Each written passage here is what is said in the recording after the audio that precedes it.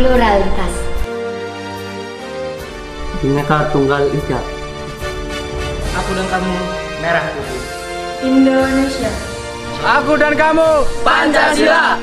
Kami Santri Indonesia, Santri Pancasila.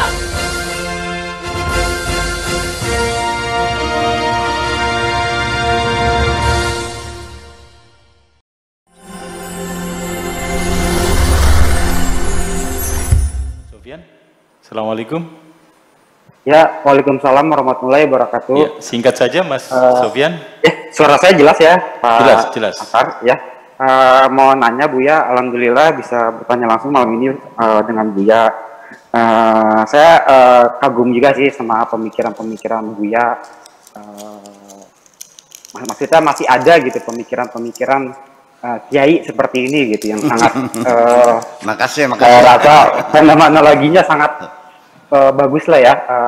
Saya apresiat buat Buya. Nah, ini Buya, kalau saya nanya tentang sains. Nah, dulu kan saya suka memang sains itu ketika pemikir-pemikir seperti Ibnu Rus, terus Ibnu Taimiyah gitu ya. Nah, kira-kira untuk kedepannya bisa nggak pemikir-pemikir Islam itu maju seperti dulu lagi? Mohon dibantu Buya. Ya. Ya, terima kasih. Ya, baik.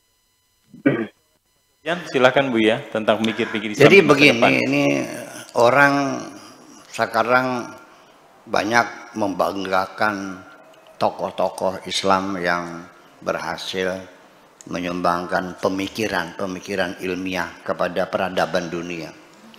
Seperti Ibnu Rushdi, Al-Khwarizmi, Ibnu Sina, Ibnu Bajjah dan sebagainya. Indah banget ya. Tetapi nyatanya saya ingin mengatakan dengan sesungguhnya, mereka para saintis Muslim yang sekarang kita bangga-banggakan, hidup mereka mengenaskan, rata-rata matinya dibantai oleh masyarakatnya sendiri dengan tuduhan zindik, dengan tujuan murtad, dengan tujuan kafir.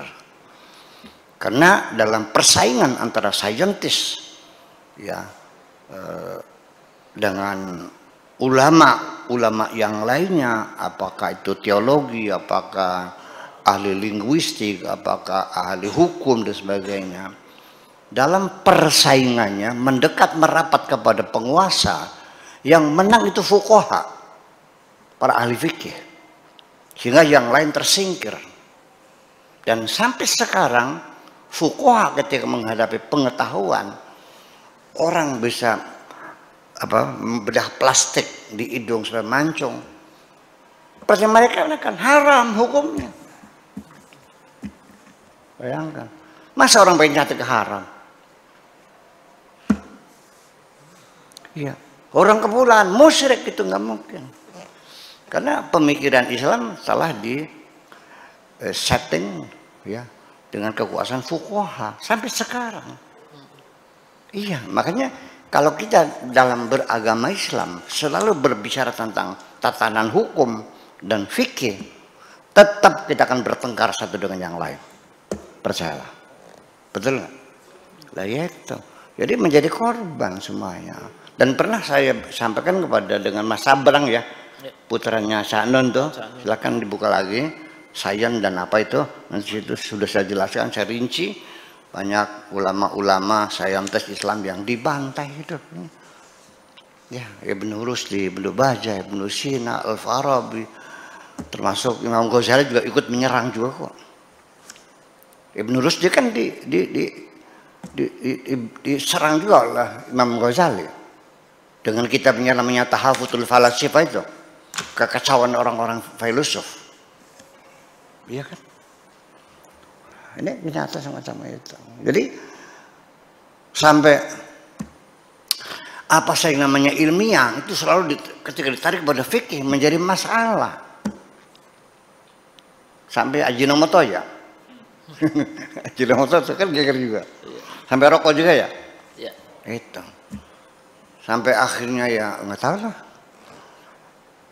Gitar haram, mandolin haram, suling haram, piano, angklung haram, seni rupa haram, seni lukis, seni suara, seni musik, gambar, mau dibawa kemana? Memang kita di dunia suruh ngewer-ngewer tasbih terus gitu, pus, pus, pus, pus, gitu. Sampai subuh gitu. Ini kan jadi persoalan. Gitu. Jadi artinya bahwa ketika kita ingin kembali kepada pemikiran-pemikiran saintis mereka, saya yang mengalaminya kesulitan semacam itu. Iya kan? Menjadi kesulitan semacam itu. Ya karena mereka textbook thinking sesuai dengan teksnya. Ya kan begitu. Banyaklah nanti insya Allah ada kesempatan lain saya bisa kemukakan, dicatat aja. Ya inventarisir nanti saya buka banyak masalah dengan pemikiran-pemikiran fikih yang dangkal semacam itu. Menyebabkan kita nggak bisa maju. Bersaing dengan bangsa nggak bisa maju. Ini cuma diharamkan semua. Taliban ketika menang itu sekolah-sekolah untuk perempuan tutup semuanya karena haram perempuan keluar rumah. Apa memang Tuhan melarang perempuan keluar rumah? Apa memang kita tidak boleh melihat wajah perempuan? Yuk kita cek di kitab fikihnya. Yuk kita cek di fikihnya. Jangan saya bilang mau fitnah ya. Siapa orang yang boleh melihat muka perempuan di dalam kitab nggak usah gede-gede. I'anatul talibin aja deh, atau al-iqna lah, atau mungkin apa Fatul Mu'in ya. Lelaki hanya dibolehkan melihat wajah perempuan hanya ketika dia sudah ngasih DP untuk melamar dia. Artinya sudah dipastikan akan melamar. Itu pun hanya boleh yang dilihat wajah dan telapak tangan saja. Bujalnya nggak boleh dilihat.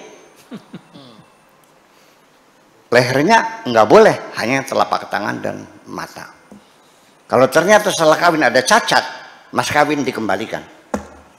Bayangkan, perempuan tidak boleh dilihat. Sekarang perempuan sudah keluar rumah kok. Betul nggak? Dikerja di pabrik nggak perempuan? Ikut bertani di sawah nggak? Dagang di pasar nggak? Di pemerintahan masuk nggak? Mau tetap kita terapkan fikih Islam macam ini, perempuan tidak boleh keluar rumah. Ini kan persoalan. Itulah kira-kira. Jadi sesungguhnya ya kita menjadi sulit. Ya mudah-mudahan mereka mengertilah. Jadi ini slogan apa? Solihun fi kulli zaman wa makan, relevansi Al-Quran sepanjang zaman, berlaku di mana saja, di mana saja. Itu kan simbol-simbol yang diutarakan oleh Hasan al-Banna, ya tokoh besar Ikhwanul Muslimin, masih berlaku gitu. Jadi kita masih boleh beli budak, jual beli perempuan boleh enggak? Enggak. Maling dipotong tangannya, seluruh dunia sudah menolak kok. Mau maksa harus terapan gitu, apa nggak dikeroyok sama dunia?